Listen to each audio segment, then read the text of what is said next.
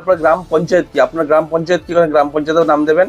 এখানে আপনার গ্রাম পঞ্চায়েতের নাম বসাবেন এবং আপনার পোস্ট অফিস, আপনার পোস্ট অফিস কি, পোস্ট অফিসের নাম বসাবেন এবং আপনি কোন ব্লক থেকে করছেন, কোন ব্লকের আন্ডার থাকেন তো ব্লকের নাম বসাবেন এবং পুলিশ স্টেশন, আপনার নিকটবর্তী পুলিশ স্টেশন কি ওটা বসাবেন। জমি ছাড়া পেয়ে যাবেন বছরে 4,000 টাকা, খারিফ মরশুমে 2,000 টাকা এবং রবি মরশুমে 2,000 টাকা করে 4,000 টাকা পেয়ে যাবেন বছরে। যেসব কৃষকদের জমি নেই, যারা অন্যের জমিতে কাজ করেন, তাদের জন্য কিন্তু এই প্রকল্পটি চালু করা হয়েছে। নতুন যুবসাথী প্রকল্পের নেই, এটাও কিন্তু নতুন প্রকল্প। ভূমিহীন ক্ষেত মজুরদের জন্য এই প্রকল্পটি চালু করা হয়েছে। এই প্রকল্পটি কীভাবে আপনি অ্যাপ্লাই করবেন বা কি কি ডকুমেন্ট লাগবে, এই প্রকল্পের ফর্ম আপনি কিন্তু কৃষি বিভাগ থেকে পেয়ে যাবেন। আপনার নিকটবর্তী কৃষি বিভাগ থেকে পেয়ে যাবেন এই ফর্মটি, বা আমি ডিসক্রিপশনে দিয়ে দেবো, সেখান থেকে কিন্তু এই ফর্মটি ডাউনলোড করে নিতে পারেন। কীভাবে আপনি এই ফর্মে আবেদন করবেন সেটা হচ্ছে এরকম একটা ফর্ম, পশ্চিমবঙ্গ সরকার কৃষি বিভাগ। সবার প্রথমে আপনার এখানে নাম বসাবেন, ঠিক আছে, আপনার নাম দিয়ে দেবেন এবং আপনার গ্রামের নাম দেবেন। গ্রামের নাম দেওয়ার পর গ্রাম পঞ্চায়েত কি, আপনার গ্রাম পঞ্চায়েত কি, গ্রাম পঞ্চায়েতের নাম দেবেন।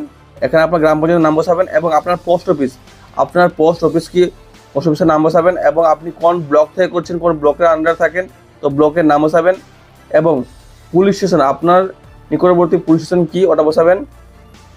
আপনার ডিস্ট্রিক্ট, আপনি কোন ডিস্ট্রিক্ট থেকে করছেন, মানে কোন জেলা থেকে করছেন ওই জেলার নামটা বসাবেন। তারপরে আপনার পিনকোড নাম্বারটা কিন্তু আপনি এখানে বসিয়ে দেবেন।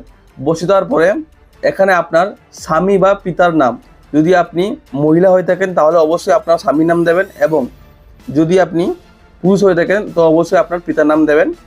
ডেট অফ বার্থ, আপনার ডেট অফ বার্থ জন্মের তারিখ যেটা আধার কার্ডে আছে ওই তারিখটা কিন্তু আপনি এখানে বসিয়ে দেবেন। আপনার এখন মোট বয়স কত এই সংখ্যাটা কিন্তু আপনি এখানে বসিয়ে দেবেন, ঠিক আছে। বসিয়ে দেওয়ার পরে এখানে আপনি মহিলা না পুরুষ না আদার্স এখানে সেট করবেন, যেহেতু পুরুষ হলে পুরুষ সেট করবেন, ঠিক আছে, মহিলা হলে মহিলা টিকে দেবেন।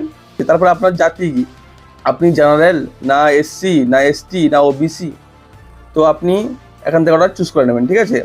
তারপরে আপনার মোবাইল নাম্বার ব্যাঙ্ক অ্যাকাউন্টের সঙ্গে যুক্ত, যে মোবাইল নাম্বার আপনার ব্যাঙ্ক অ্যাকাউন্টের সঙ্গে যুক্ত আছে ওই মোবাইল নাম্বারটা কিন্তু আপনি এখানে বসিয়ে দেবেন। ওই মোবাইল নাম্বারটা এই ঘরে বসিয়ে দেবেন। বসিয়ে দেওয়ার পরে আধার কার্ড নাম্বার, এখানে আপনার আধার কার্ড নাম্বারটা নির্ভুলভাবে বসিয়ে দেবেন। এই ঘরে আপনার আধার কার্ড নাম্বার বসিয়ে দেবেন। বসিয়ে দেওয়ার পরে ভোটার কার্ড নাম্বার সেম এই নাম্বার এখানে বসিয়ে দেবেন। বসিয়ে দেওয়ার পরে আপনার ব্যাঙ্ক অ্যাকাউন্ট, আপনার ব্যাঙ্ক আছে নাম্বারটা আছে ওই নাম্বারটা কিন্তু আপনি এখানে বসিয়ে দেবেন।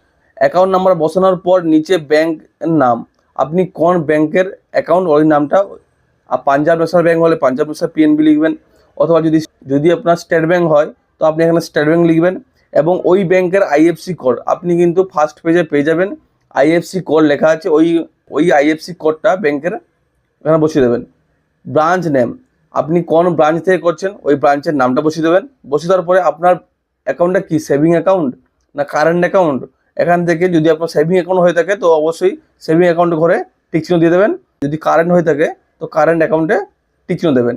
তারপর হচ্ছে ব্যাংকের পাসবুক, আপনার কাছে যদি চেকবুক থেকে থাকে, ক্যান্সেল বাতিল চেকবুক থেকে থাকে তো চেকবুকে ক্লিক করবেন। না হলে কিন্তু আপনি ফটো সহ ব্যাংক পাসবই এখানে কিন্তু আপনি ক্লিক করে দেবেন।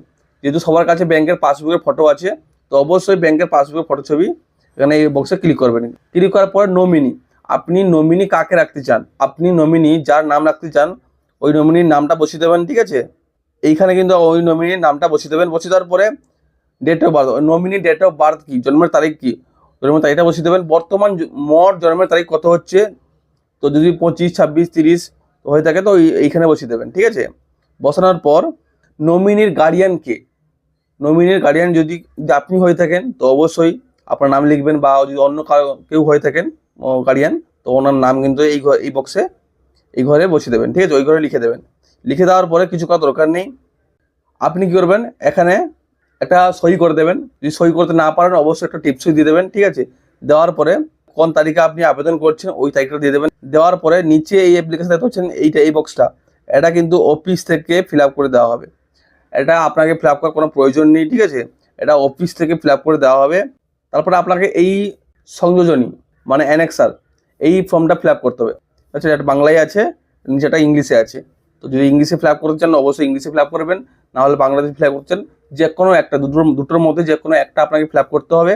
সেলফ ডিক্লারেশন, এখানে আপনার নাম দেবেন, ঠিক আছে, এখানে আপনার নাম দেবেন এবং আপনার স্বামী বা বাবার নাম দেবেন, ঠিক আছে। আপনার গ্রামের নাম কি ওটা দেবেন, গ্রাম পঞ্চায়েত কি গ্রাম পঞ্চায়েতের নাম দেবেন, আপনি মিউনিসিপ্যালিটি না ব্লকের আন্ডার থাকেন ওটা বসাবেন, আপনার কোন থানা তো ওই থানার নামটা বসাবেন, এবং জেলা আপনি কোন জেলা থেকে করছেন ওই জেলার নামটা বসাবেন। বাকি জিনিসটা পড়ে নেবেন। আপনি কি কোনো প্রকল্পের সুবিধা পান, যেমন কৃষক বন্ধু, লক্ষ্মী ভাণ্ডার বা অন্যান্য কোনো যদি প্রকল্পে সুবিধা পেয়ে থাকেন তো অবশ্যই এখানে লিখবেন। যদি কৃষক বন্ধু বা লক্ষ্মী ভাণ্ডার টাকা পেয়ে থাকেন তো অবশ্যই এখানে টিক চিহ্ন দেবেন। যদি না পেয়ে থাকেন তো কোনো কিছু ফিল আপ করার দরকার নেই। এখানে কী করবেন, আপনি একটা সই করবেন। সই না করতে পারলে আপনি একটা টিপসও দিয়ে দেবেন। আপনি এখানে কোন তারিখে করছেন ওই তারিখটা বসিয়ে দেবেন, ঠিক আছে।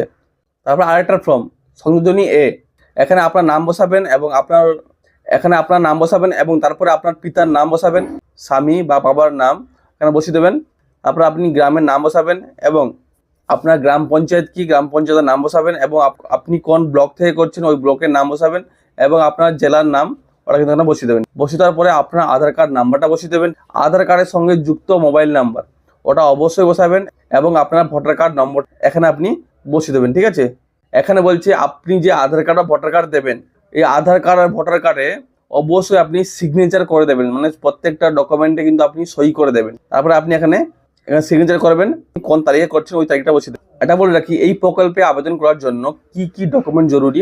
সবার প্রথমে আপনাকে দিতে হবে এবং আধার কার্ড দিতে হবে এবং ব্যাংকের ফার্স্ট ফটো যে ছবিটা আছে ওটা কিন্তু আপনাকে দিতে হবে। তবে ব্যাংকের সঙ্গে যে মোবাইল নাম্বার লিঙ্ক আছে ওটা দিতে হবে এবং সেলফ ডিক্লারেশন অ্যানেক্সার আপনার কিন্তু পাসপোর্ট সাইজ ফটো কিন্তু আপনি এখানে দিয়ে দেবেন। যেহেতু এখানে অ্যাটাচ করার সিস্টেম নেই তো আপনি অবশ্যই নিয়ে যাবেন, কৃষি বিভাগ থেকে আপনার কাছ থেকে আপনাকে নিয়ে নেওয়া হবে। যদি অন্য কোনো ডকুমেন্ট থেকে থাকে অবশ্যই এর সঙ্গে অ্যাটাচ করতে পারবেন। যিনি ফর্মটা কালেক্ট করবেন আপনার ফর্মটা, উনি কিন্তু এখানে আপনার সই করবেন এবং ক্যাম্পের লোকেশন কোথায় আর ডেটটা উনি কিন্তু বসিয়ে দেবেন। তো বন্ধুরা, এইভাবে যদি আপনি আবেদন করেন অবশ্যই কিন্তু আপনি বছরে 4,000 টাকা, যেটা কৃষক বন্ধু প্রকল্পে বাকি কৃষকরা পেয়ে থাকেন, সেম তাদের মতো আপনিও কিন্তু বছরে 4,000 টাকা করে পাবেন। খারিফ মৌসুমে 2,000 টাকা এবং রবি মৌসুমে 2,000 টাকা করে আপনি বছরে দুবার পেয়ে যাবেন। আশা করি বুঝতে পেরেছেন। যদি কোনো সমস্যা থেকে থাকে অবশ্যই কমেন্টে জানাবেন। এই ফর্মটা কিন্তু অনলাইনে আবেদন হচ্ছে না, এই ফর্মটা কিন্তু অফলাইনে আবেদন হচ্ছে। আপনার নিকটবর্তী কৃষি বিভাগ বা যে কোনো ব্লকে কিন্তু এই ফর্মটা জমা নেওয়া হচ্ছে। বন্ধুরা, ভিডিওটি ভালো লাগলে অবশ্যই লাইক আর কমেন্ট করো। জয় হিন্দ, বন্দে মাতরম। আর চ্যানেল নতুন হলে চ্যানেলটিকে অবশ্যই সাবস্ক্রাইব করে যাবেন। ধন্যবাদ, দেখা হচ্ছে পরের ভিডিওতে। জয় হিন্দ।